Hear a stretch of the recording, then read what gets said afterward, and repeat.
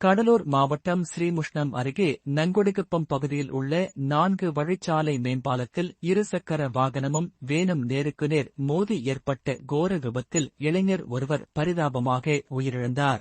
புடையூர் கிராமத்தைச் சேர்ந்த அஜித்குமார் என்பவர் இருசக்கர வாகனத்தில் சென்றபோது எதிரே வந்த வேனுடன் மோதியதில் வேனின் அடியில் சிக்கி உடல் நசுங்கி சம்பவ இடத்திலேயே உயிரிழந்தார். இந்த விபத்தில் வேனில் பயணித்த சிலருக்கும் காயங்கள் ஏற்பட்டதாகவும் அவர்கள் மருத்துவமனையில் சிகிச்சைக்காக அனுமதிக்கப்பட்டுள்ளதாகவும் தெரிவிக்கப்பட்டுள்ளது.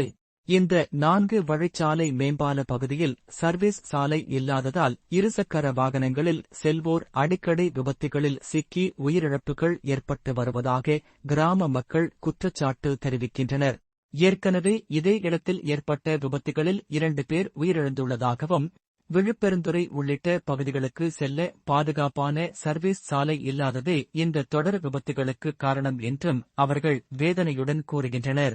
எனவே இனி விபத்துகள் ஏற்படாமல் தடுக்க உடனடியாக 4 வழிச்சாலை மேம்பால பகுதியில் சர்வீஸ் சாலை அமைக்க வேண்டும் என இப்பகுதி மக்கள் வலியுறுத்தி வருகின்றனர்.